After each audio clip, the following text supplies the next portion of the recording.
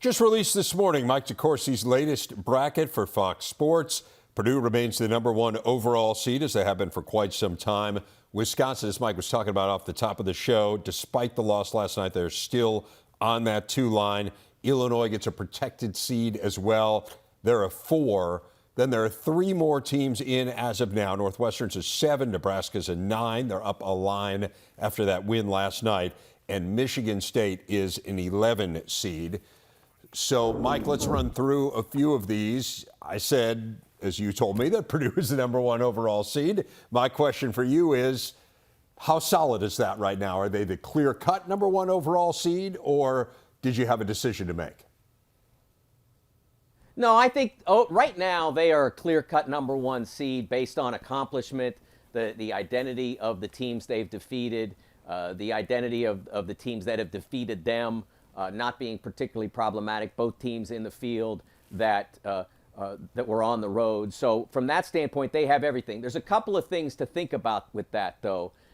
First of all, there's UConn, which has playing relatively dominant basketball in the Big East. If they continue to do that, sentiment, they're the reigning champions, plus the dominance, maybe that puts them ahead of Purdue in the end. The other thing is Houston, which right now has great metrics. They're in predictive metrics, they are across the board #1 in the ones that the NCAA has in the committee room, the ones that are on the team sheet.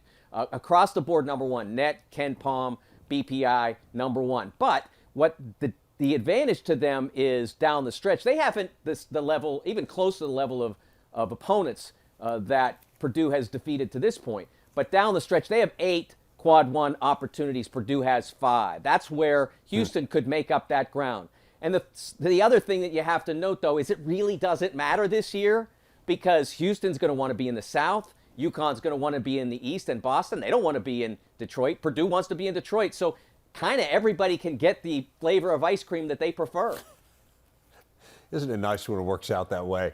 To this point, Purdue, most difficult schedule in the country per Ken Palm, as I mentioned, but interesting when you note how much tougher it is for Houston here going forward. We talked about Wisconsin and the fact that they did not drop off that 2 line after that loss last night. You were discussing the balancing act between them and Kansas. I guess my question for you was, we were talking a little bit about Wisconsin as a potential 1 seed before that loss last night to Nebraska. Were they to beat Purdue? Can they get back in that conversation, or have they been relegated now to maybe barring, finishing undefeated or something like that, that a 2 is kind of where they're going to be at highest? I'll be honest, I'd never really thought of them in that category at that point. I suppose if they had beaten Purdue on Sunday and not lost to Nebraska the other night, I would have thought differently and maybe considered them. But I think it's a pretty far trek from the 1 line to the 2 line this year. Okay. With Carolina being where they are, Carolina's probably the most vulnerable of the 4 at this point. But of course, they have Duke on Saturday, and if they get that one, that'll reinforce and sort of erase some of the stain of the Georgia Tech loss. So I think it's a pretty fair distance between 1 and 2. I think it'll be hard for Wisconsin to get to a 1 line based on who they've been. Who they've been is usually who you're going to be. Honestly, for Wisconsin, that's exactly who they want to be. They're happy at a 2 seed. Yeah. That would be a tremendous year. Now, a 2 seed may involve, as Andy mentioned before, doing enough in the league to either get a share or the outright championship of the conference. But I think that in terms of the way they've played to date, if they can carry that through, they're going to end up on a 2 or a 3 line, and they're going to be fine. One more I want to ask you about is Illinois. What's notable to you about the Illini's resume? Well, one of the things that's interesting is they are under 500 against quad 1, which is why I've been reluctant to move them up to the top 3 lines, to presumably a 3rd seed. There's been a spot open on the 3 seed line. It's been filled recently by Kentucky, Baylor, neither of which has an overwhelming resume.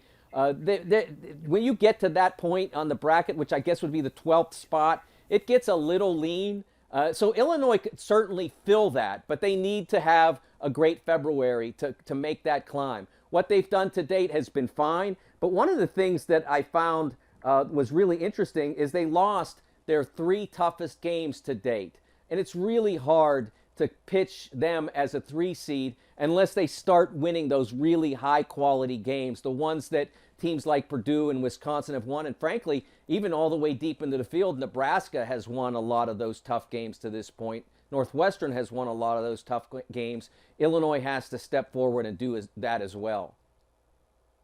I'd say for Illinois, last 3 games of the year are all quad ones for them, including Wisconsin and Purdue. So there are certainly, as you say, a lot of chances to enhance that resume.